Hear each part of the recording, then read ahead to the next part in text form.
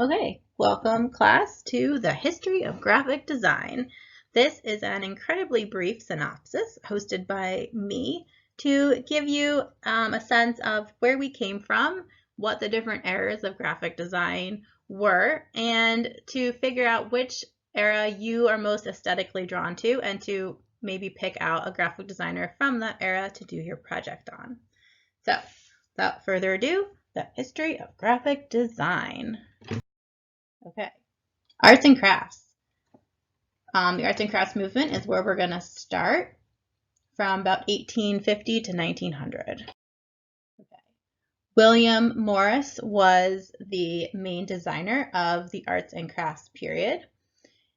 It was a time of industrial revolution, but while people were able to get a lot more machine-made objects, everything was really ugly and utilitarian. And his whole idea was, people deserve beauty in their objects. It should not always be about function. So how he decided to go about and make this change was to look back to the Enlightenment period and start producing things of high quality and high design again, pre-Industrial Revolution. Ironically, what he ended up producing, while beautiful, was also really expensive and was only sold to the elitists. But he did create a lot of really beautiful wallpaper and furniture in that time. He also created a publishing company where, again, he was looking back to the Enlightenment when books were, as he thought, beautiful and functional. So he created lots of beautiful leather-bound books with quality paper and this very intricate design patterns from the Enlightenment era. Okay, so our next style is the Art Nouveau style, which was about 1880 to about 1914. Okay, Art Nouveau. So during the Industrial Revolution, all of a sudden there was this proliferation of mass media. People were looking to promote their various theatrical plays, circuses, everything else, as well as their everyday products. So what they ended up using were a lot of posters. During this time, posters and books were not really designed, where no one really paid attention to the artistic qualities of these compositions.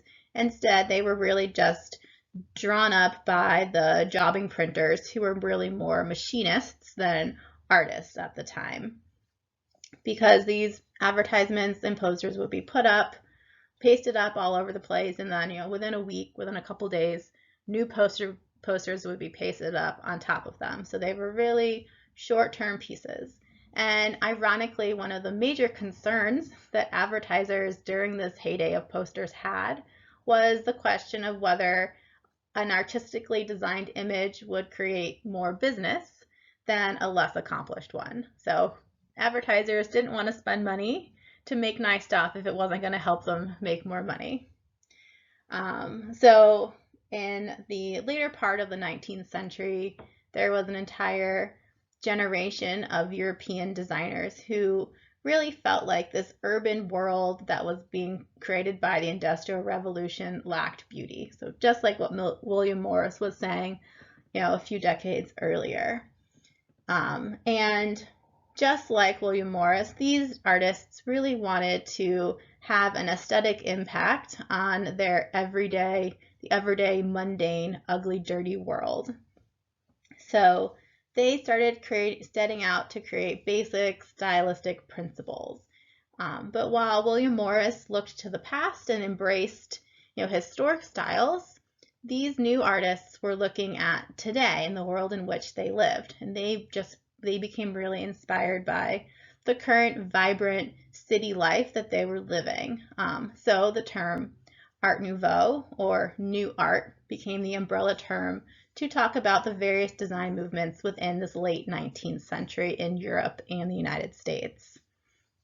There actually are a range of styles that came out of this period, but the main unifying factor is that art was no longer being based on historical revivals of famous biblical paintings and historic events, but rather were being created as fresh, new vocabulary to celebrate this urban, vibrant pulse of life that they were now experiencing.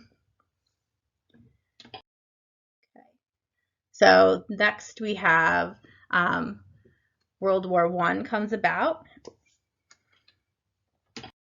All right, so the first style within this era is called Sackplakat or something. It's German.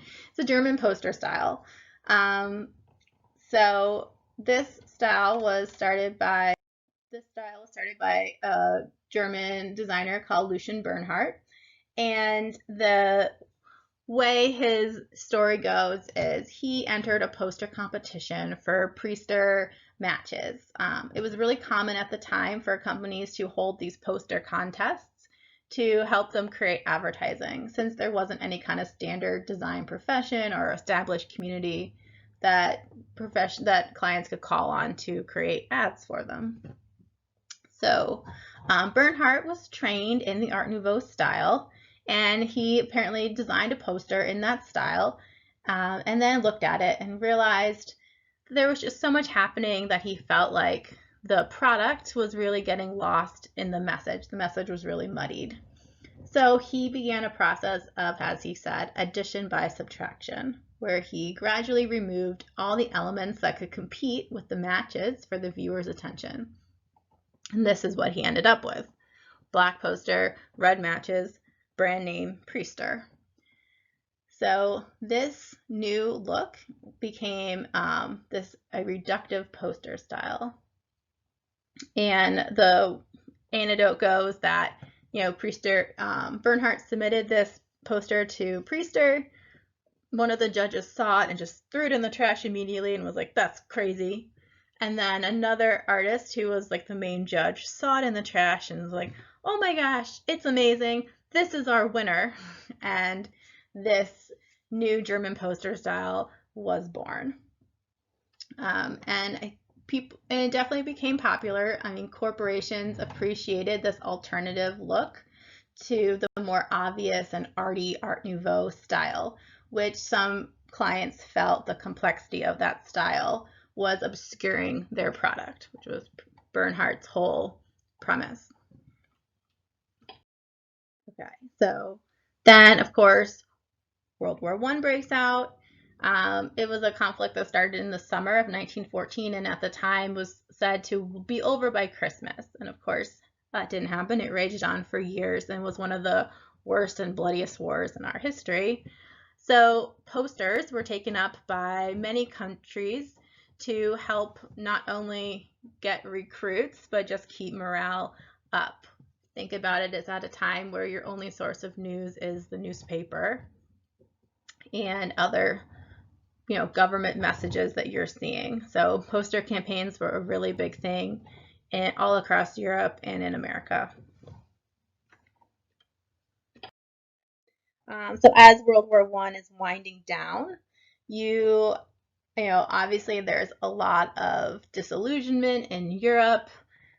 It's been a really long, horrible war.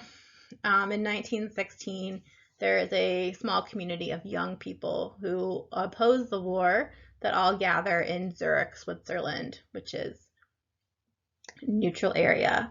So it was there that a German pacifist named Hugo Ball decided to create a gathering place for like-minded artists and activists, and he named his organization Dada. So these artists all gathered together, and they were committed to using their creativity to protest the war and to draw attention to what they saw as the impoverishment of European middle-class life. The Dadaists really questioned how Europeans could claim to be rational and enlightened and civilized, and yet were sending millions to their deaths at the front. So the Dadaists really used irony, satire, and improvisation to shock the public into recognizing the contradictions of European culture. And one of the two main ways in which they promoted their agenda was through live performance art, and then through a publication. This is an example of their publication. Okay, so you'll notice a lot of these eras have some overlap to them. All right, so we're going to talk about modern art and modern graphic design.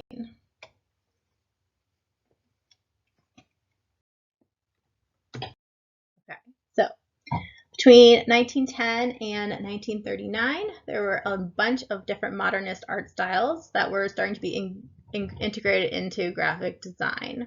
Around 1920 in particular, the Industrial Revolution is taken full force, and you're seeing a lot more progressive graphic designers in Britain, France, and the United States absorbing different stylistic elements of the modern painting movements, especially Cubism and Futurism. So again, really it's all about involving this reductive geometric abstraction into advertising. Two of the main designers at the time were McKnight Coffer and A.M. Cassandra in France. So the term Art Deco, which represents this sort of like bucket grouping of different art movements that were happening at this time in history, actually wasn't really coined until like almost 1966, but it's how we now refer to art design, this reductive geometric look of the time. Let's see. During this time, a lot of these modern art styles like Cubism and Futurism, which had a strong social commitment to it and political movement behind it, was starting to fall away, and what you were left with was just the visual aesthetic. And people were the designers and art advertisers at the time were starting to pick up these styles, but the philosophies of the artists were being replaced by just a general commercial message of celebrating like a glamorous lifestyle and excitement of a fluid modern life. Okay, so back over in Europe, post-World War I, we've got many things happening in a couple graphic design movements. The first one is Gestalt, which was happening in the Netherlands. Okay, so post-war Netherlands, again, everyone's disillusioned, distraught. There is a group of artists that come together that want to embrace the sense of order as a way to respond to the trauma of the war. So Gestalt means the style, and they are trying to promote a sense of impersonal, universal principles that are really all about the group's ideology. Their art was guided by this concept of abstract ideal for universal harmony. They thought by limiting the number of expressive elements in their work that they could effectively represent their communal abstract ideals in material form. This movement definitely had an impact on graphic design and on typography in Europe at the time. One of the main things that the Gestalt movement did was they had a publication also called Gestalt, and that's how they really promoted their ideas and how their designs were seen. During 1917 to 1932, Gestalt really established itself as a consistent vehicle where the ideas of the European avant-garde could be discussed and critiqued. And the journal really served as a visual example of the group's aesthetic principles. So you saw a lot of typography and graphic design principles coming out of this movement. At the same time, over in Russia, there is, a civil war going on to figure out who's now going to be in power. This is where the rise of communism comes in. So while both sides during the Russian Civil War used poster propaganda campaigns, the Communist Party eventually wins, and you see this Russian constructivism aesthetic come about. So under the influence of communism, the main leader of the Constructivist Party, Rodchenko, he decided to completely abandon the idea of artist. He was like a very renowned fine artist, a sculptor and painter. He decided to end his career and in favor of creating things that were more practical and served the purpose of the Communist Party.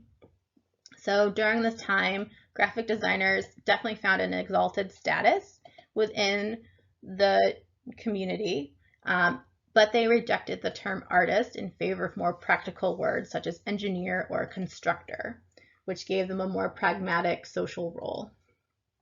But they definitely created some cool designs. All right. So now we're going to jump over to Germany. So the Bauhaus and the new typography movements. Okay. So in the 1920s, there was this influx of Russian immigrants, and the Dadaists all went back to Berlin, Germany. And it was here that they formed a group called the Arbeitsrat, and this group was made up of mostly architects, but then some of these other artists. And their whole idea was to find political change and an artistic utopian society. Briefly, their leader was Walter Gropius near the end of their organization. And Gropius took the group's desire for utopian society with him to a town of Weimar, where he started a new art school called the Strachlis Bauhaus in 1919, or the National House Building. His curriculum combined the fine arts with the applied arts, and he pulled in a bunch of faculty members from the expressionist movements in Germany, all these people who were really about creating a utopian society. They wanted to break down the barriers between the craftsman and the artist to embrace a more utopian, unified future and society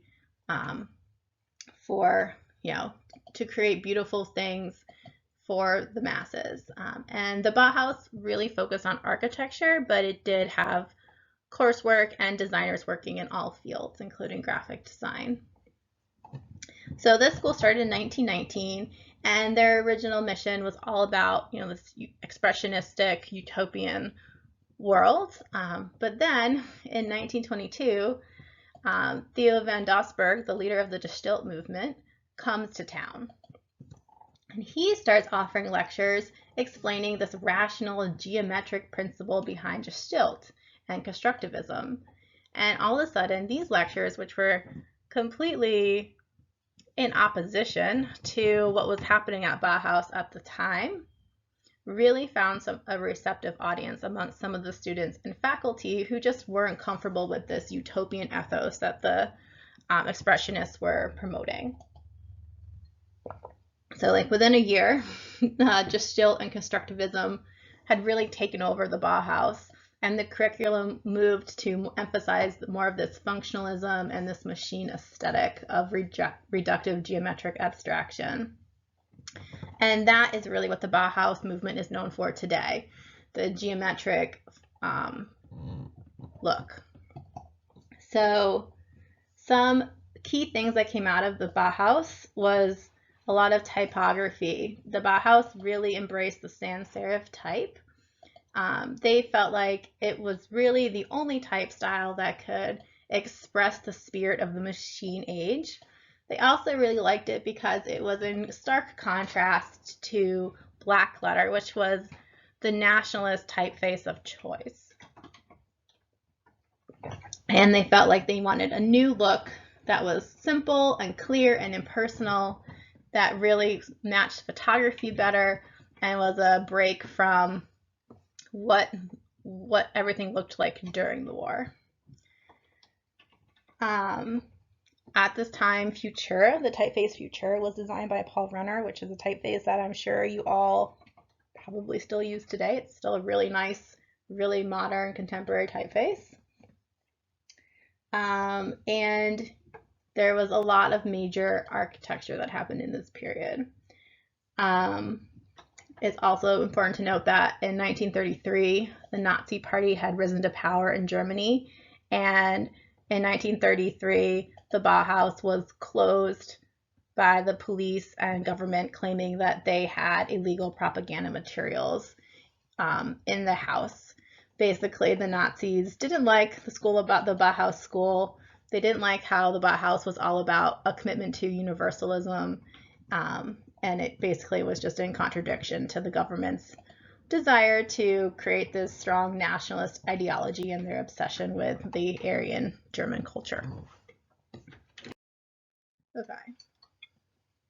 So now we're going to hop over to America post World War I.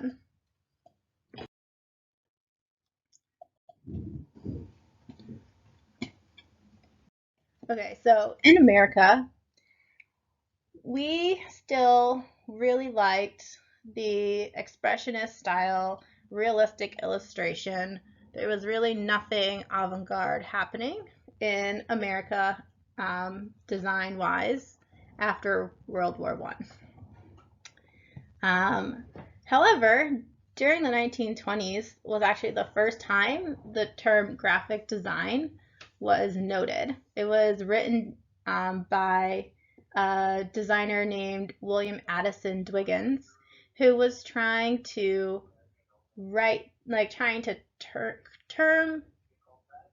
summarize his what he does every day. So he used the term graphic design, but it wouldn't really catch on as like a profession until decades later. During this time in the 1920s, there was a huge boom in advertising. In 1914, advertising was a $600,000 industry. In 1929, it was a $3 billion industry. So you had advertising agencies popping up everywhere. Companies were looking for the skills of the graphic designers to set their companies and their products apart from the growing mass of products available to consumers. So then also around like the 1930s is when magazines started to become really popular in America. And you had publishers spending more money on art directors and color and making these more glossy magazines for the upper class. Three of the most popular magazines of the time were Fortune, Vogue, and Vanity Fair, which are all still very popular today. So as the art directors of these publications were starting to become influenced by what was happening in Europe, and they started to bring over these different artists to design spreads and to work for the publications. So these are two examples of this more modernist style, more geometric style coming over to America. And people in America really liked this look, and it really promoted these magazines, and they got really popular.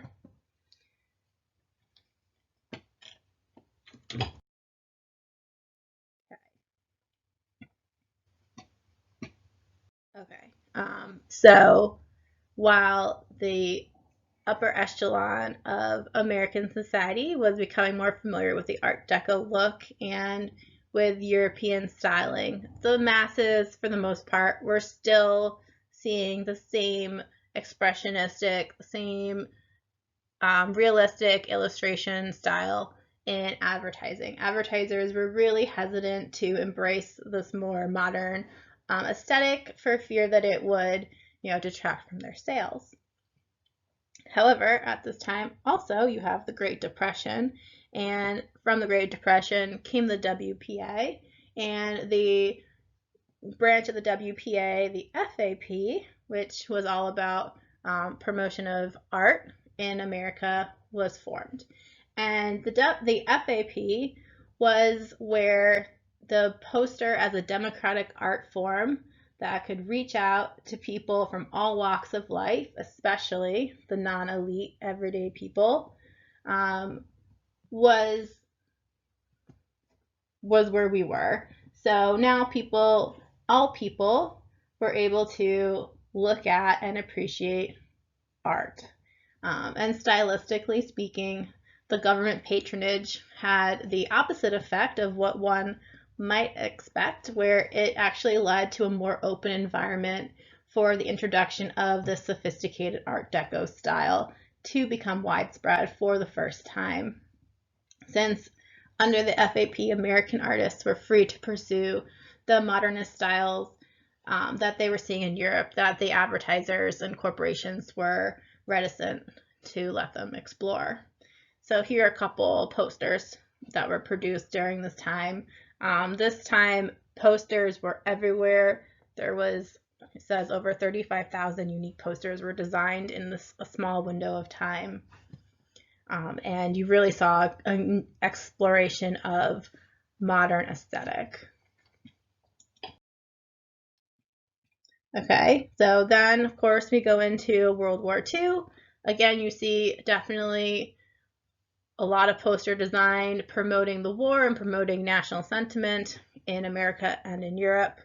A little bit of a repeat of what we already talked about for World War I. So skip ahead, post-war. Now we're into post-war America and the Swiss style. So Swiss style, aka the international style, was actually most embraced in the United States. Well, it started in Switzerland. It really came, again, it's like a direct descendant of the Gestalt look. It really found its home in America in the 1950s. So again, the formerly radical and political aspects of the Gestalt and the Russian constructivists, the Bauhaus, and the new typography movements were remade into this neutral discourse of commercial consumerism. So the graphic designer, the idea that a graphic designer was someone who rationally approaches a design problem on behalf of a corporate client and produces a functional solution was really what came out of the international style. The international style is where corporate identity was born. So two main typefaces would become introduced during this period that are still widely used today. The first is Helvetica. It came out in 1956 by Edward Hoffmann, and the second was by the Swiss typographer Adrian Frutiger. Frutiger was actually the first person he said the problem really with typography at the time was that different typographers and different foundries used the same common terms like bold, extended, and so on, but they never really meant the same thing. So from usage to usage, the typefaces were just a little bit different. And he was really in pursuit of a more rational system. So he developed Universe. It took him like 5 years to design. And with it, he came out with a color-coded diagram that displayed the numbers of weights on a vertical axis with the different widths on the horizontal one. And this was like really innovative at the time because not only was it a single typeface that had various weights that were all being released at once, but it also broke it out into a very visual, graphic, rational system. And showed the relationship of the different typefaces to one another. No other typeface had done this to date. And this is how typefaces are designed today. Now we would call them fonts. Fonts being the electronic packaged version of different weighted typefaces within a same family. So the idea of a type family was born out of Adrian Frutiger's Universe. So like we were saying, in the United States in the 50s, corporations really loved this new politically neutral style that really appeared efficient and professional. It also gained popularity because it was directly counter to the visual aesthetic that the Nazis and Hitler and Stalin promoted. They really liked the representational imagery for their propaganda campaigns. They really had more illustrative and rational and realistic look to them. So Americans and corporations really liked this Swiss style because it took, basically, it was like neutral, it was universal, it took out all hints of nationalism or communism. Okay. So you've got a lot of famous graphic designers that came out of this period. Paul Rand was one of them.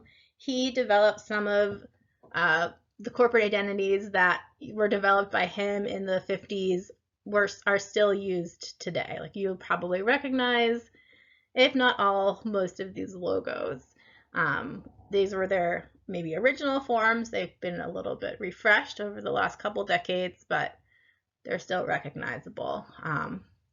Paul Rand really embraced this idea of geometric abstraction and the idea that there was one perfect solution for your corporate communications. And as a graphic designer, it was his job to give it to you.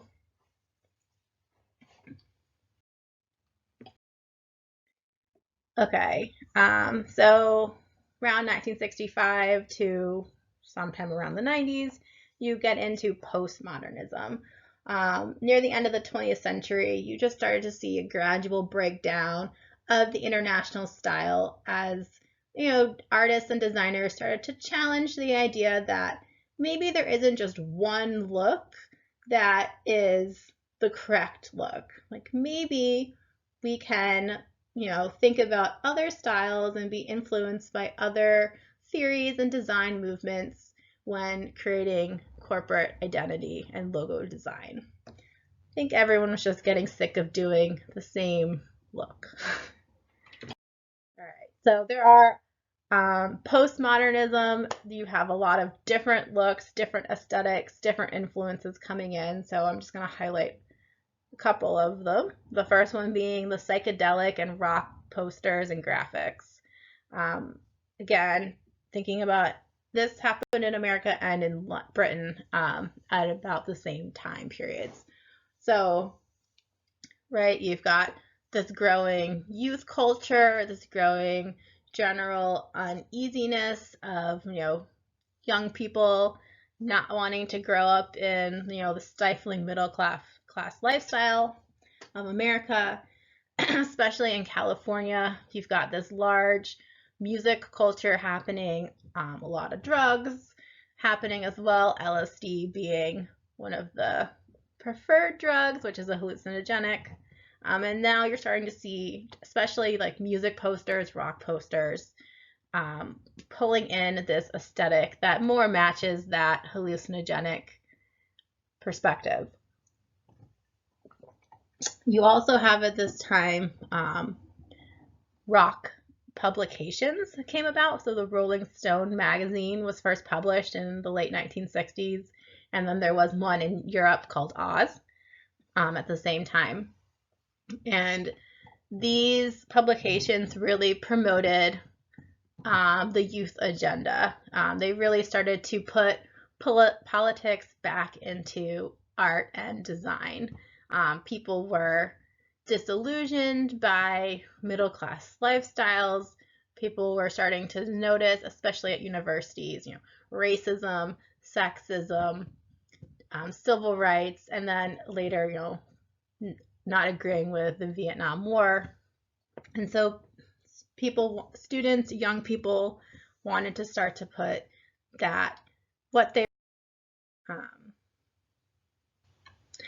okay, so also at this time, there were a lot of different independent graphic design firms and advertising agencies, especially in New York City, who were looking for alternate aesthetics to the international style. And one of the most influential firms was Pushpin Studios, which was originally founded in the mid 1950s by a few different guys, but Milton Glaser was the one who provided the most artistic direction at the firm.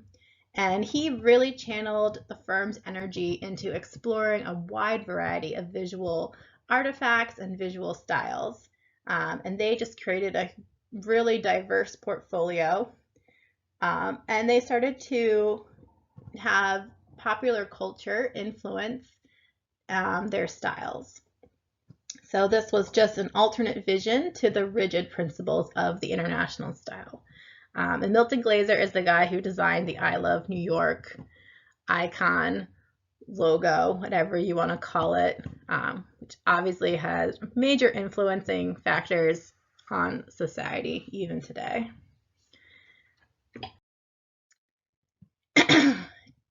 So during this time period as well, you've got people like Andy Warhol who are starting to re-explore our everyday objects and our popular and put them back into popular culture within a new context, the pop art movement.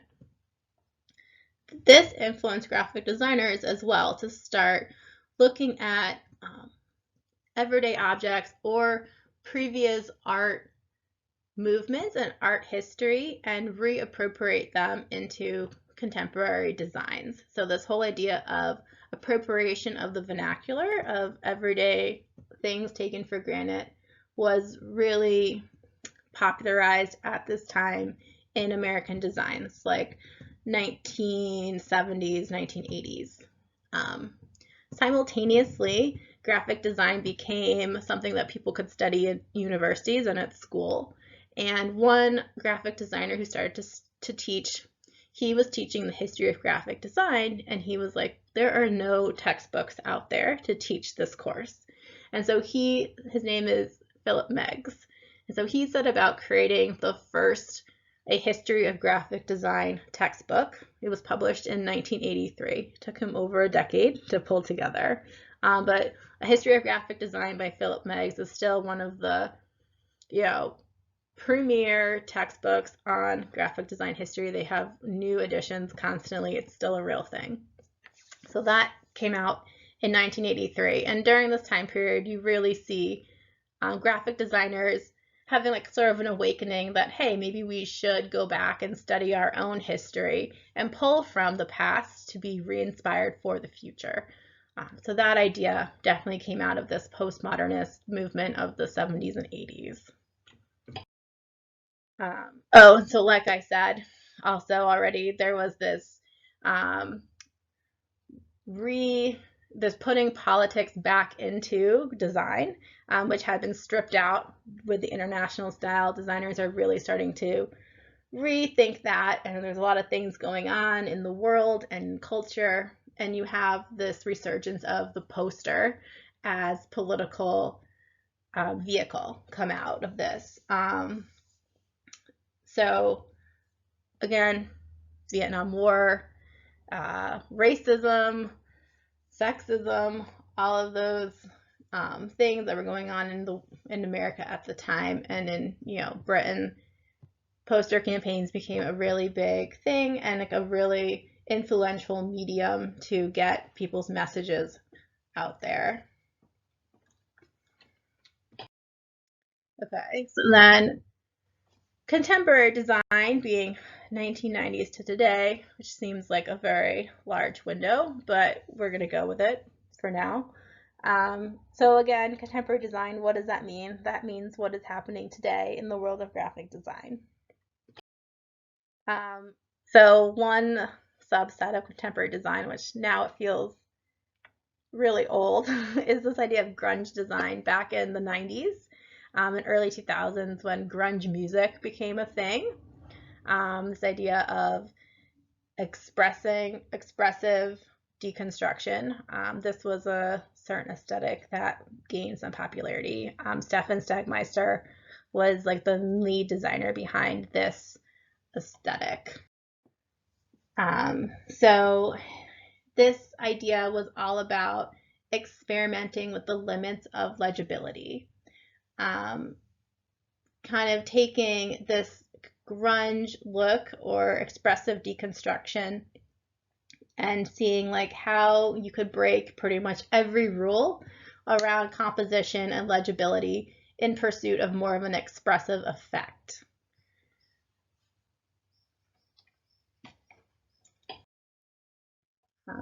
Probably the most important idea of contemporary design is this idea of conceptual design, where it's all about the idea, the reason behind the work. What is the main message that you're trying to get across? And then coming up with what is the concept, what is the idea you're trying to promote, and then having the visual aesthetic follow suit. So the visual is really subservient to the idea. This is definitely still promoted today. I'm still a big believer in conceptual design. And what this really means is there is no one way to design anymore. It's not about following a strict set of guidelines like the international style. It's not about following certain tenets that these different eras and groups before in history promoted. It's more about you now have all these tools at your disposal, graphics and illustration and photography and typography and all these things, and using the appropriate medium to get your idea across, whatever that medium is.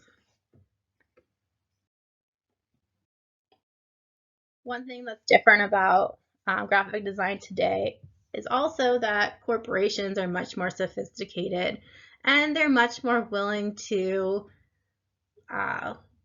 let designers have a bit more creative freedom and a bit more in artistic spirit in their communications, right? You also have, you know, the time between a new design style maybe appearing in an art school or in a small shop to when you might see it being used for a huge national campaign or global campaign or presidential campaign is basically non-existent. It's diminished down to nothing. Just the fact that we are living in such a interconnected world, and I think the idea of collaboration and inspiration from between designers is something that is promoted now. It is definitely mainstream, that there's really no more, you really can't now have a linear discussion on what is the aesthetic of graphic design today, because it can be anything and everything. So the end. All of my factual information came out of this book, Graphic Design, A New History.